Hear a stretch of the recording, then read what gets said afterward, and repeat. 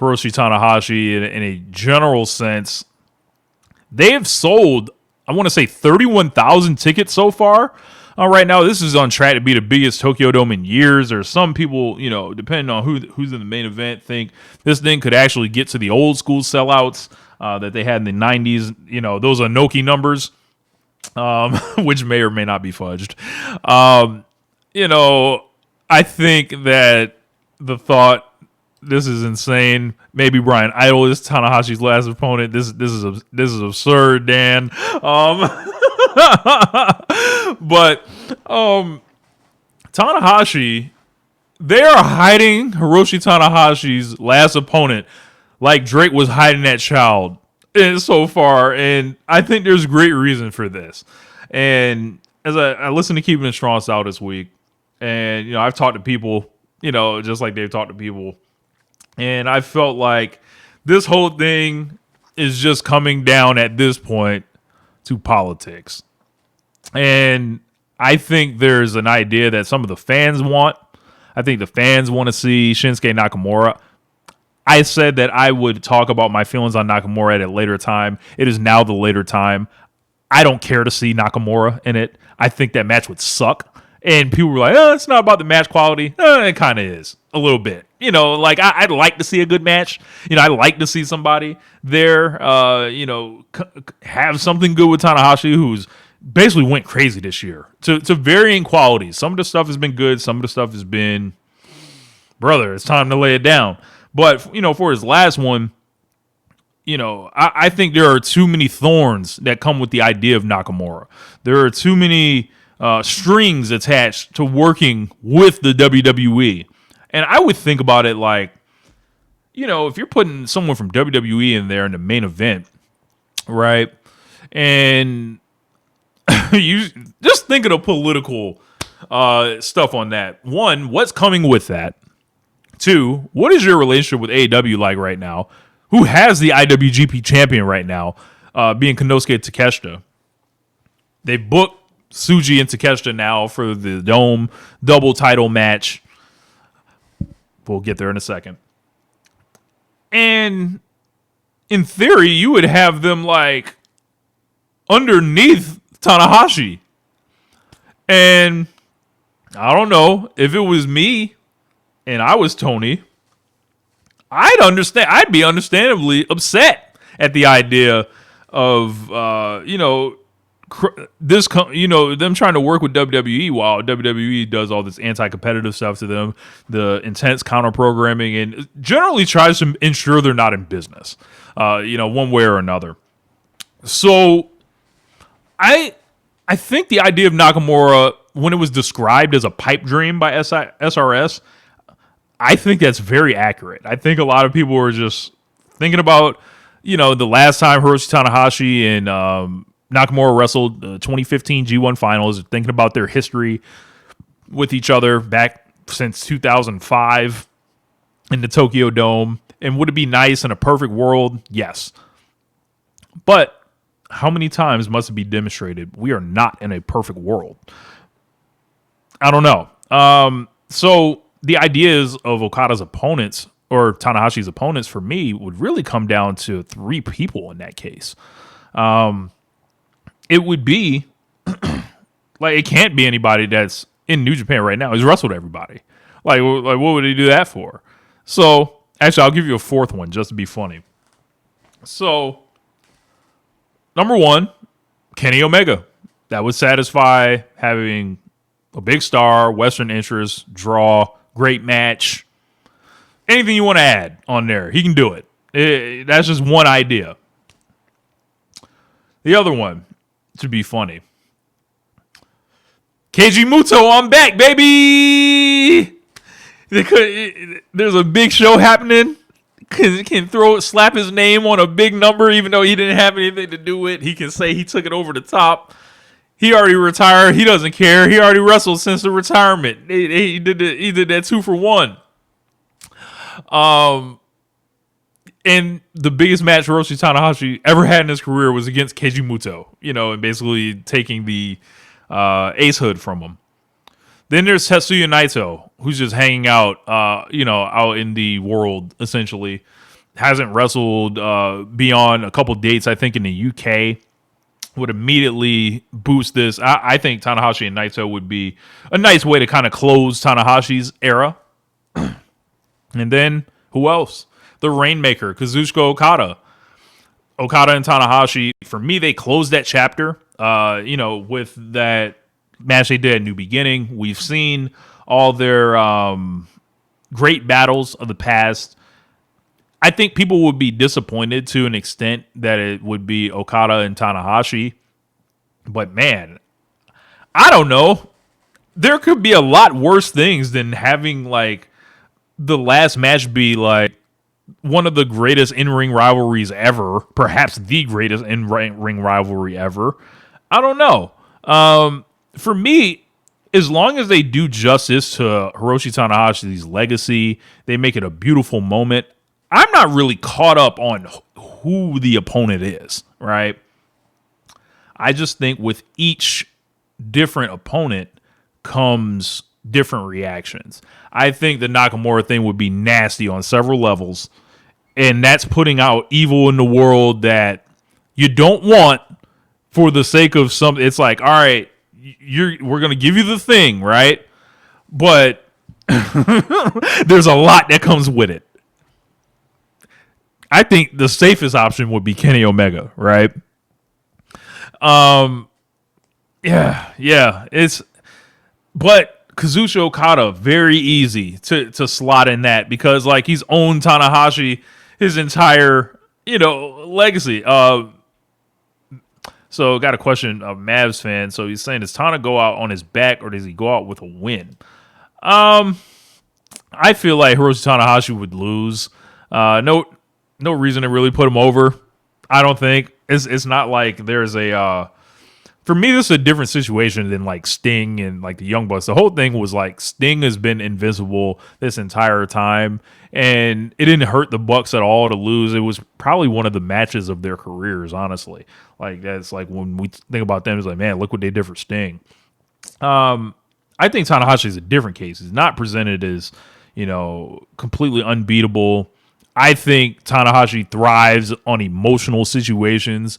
What better way to get like the emotions really flowing than beating him and then Tanahashi crying in front of the crowd? Like there's gonna be more crying than Ric Flair. I hope everybody's ready. I am concerned about a Naito match quality wise. I would say that. I think that might stink, but maybe one night only he can turn it on. But yeah, like for me, it feels like a political minefield, and I don't really condone on getting in bed with the Fed under any circumstances, just because like bad things will happen. Like it's just, and I know the common argument there would be, well, if you're a New Japan fan, like there are many of them that feel that being with AEW, has not been something they've enjoyed, and the little brothering, and even having the IWGP champion be from AEW now. Look, it's AEW or it's the Fed. You pick. You decide.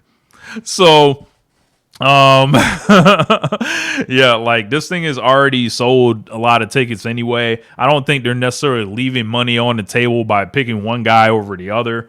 I think that people would they would like Nakamura to do this a lot. Like I think internally, I think amongst the fans, but I think they're basically running out of like clock time now. This match is going to be announced soon, and it's like I don't know, man. Like, yeah, not worth the nonsense. We know selling those rock-headed fans. Yeah, I don't know, man. I think they got to. Everyone's got to make peace with whatever is happening because I don't know. I don't think you're necessarily there for the opponent. We're supposed to be here for Tanahashi anyway. So that's what I care about. Hiroshi Tanahashi is one of the greatest wrestlers of all time. Any GOAT conversation has to include him in it. He's done so much for New Japan as a wrestler. He's now an executive there.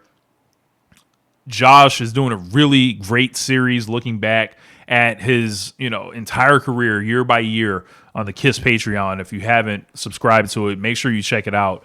It's like just it's a deep dive. They did a sit down, I believe, with Tanahashi and Kenny Omega recently. I got to check that out. And just thinking about, I probably wouldn't be a New Japan Pro Wrestling fan if it wasn't for Hiroshi Tanahashi.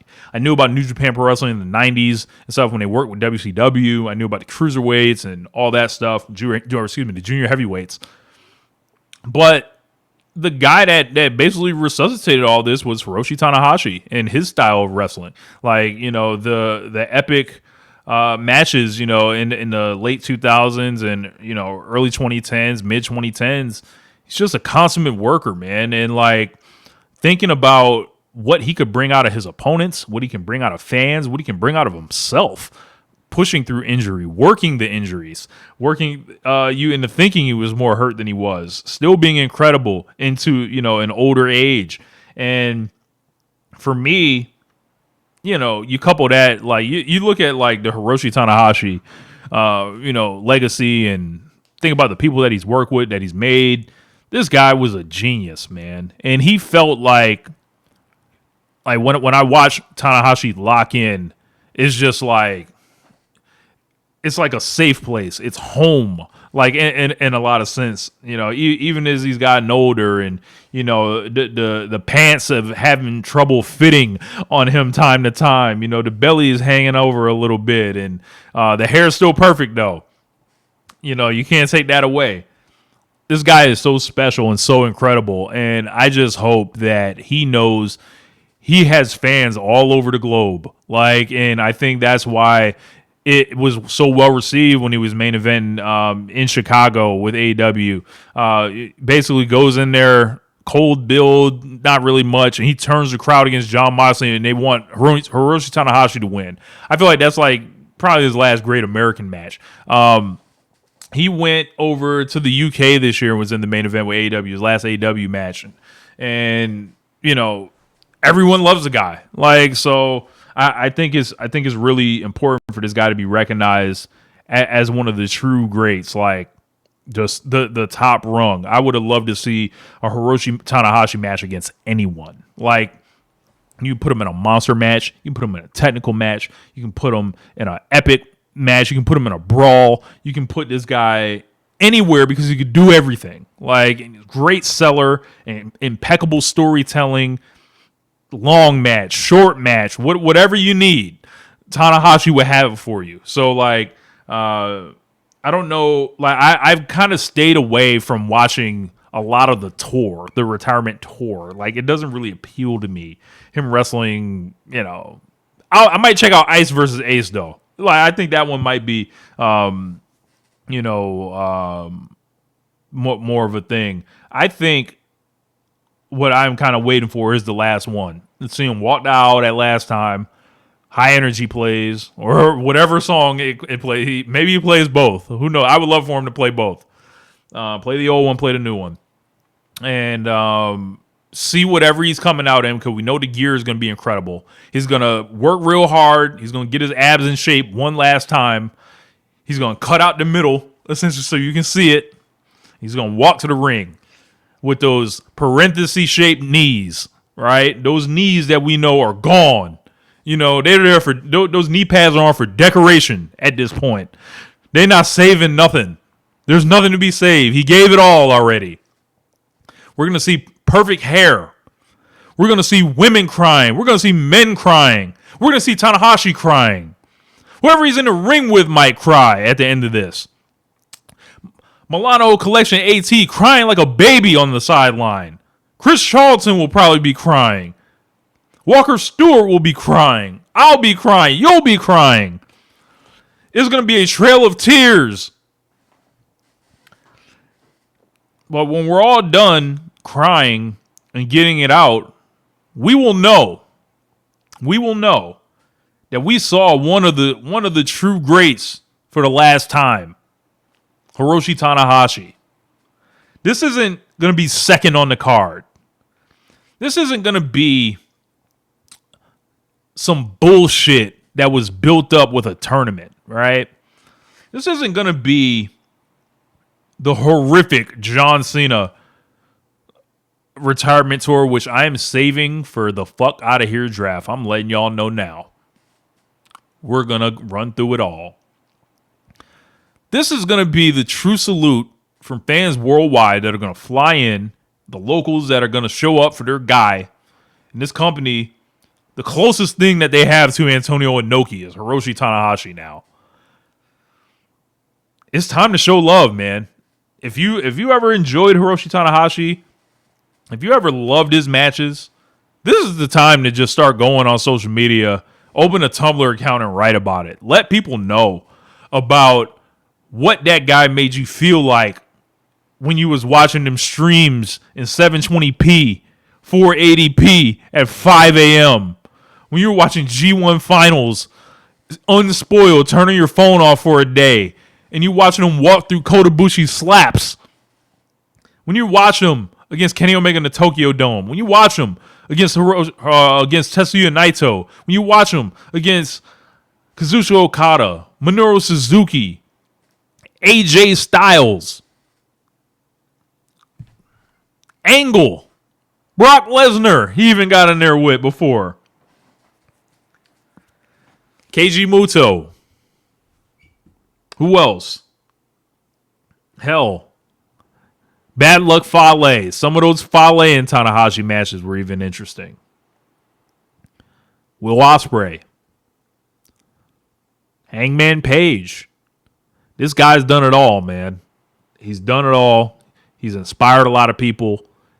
I was fortunate to meet him once. You know, took a picture with him actually a second time. So that was pretty cool. And, you know, when I saw Tanahashi at the show, I felt like it was a girl showing up screaming for the best boy band of the 90s or something. It was just like, turn me to a mark. So I'm not a super mark for much anymore. You know, the more years you go on watching pro wrestling, it's like, you know, people are cool, whatever. But Hiroshi Tanahashi is one of those ones. One of those ones where I'd be like, you know what? I think I'll act outside of myself for this one. So, one of the best to ever do it. And I'm going to miss him. And I look forward to whoever the opponent is, because honestly, I don't really care who the opponent is. Like, if you've gained anything from this is about Hiroshi Tanahashi. They've already sold tickets to this thing before anybody was announced. So whoever it is, come on in.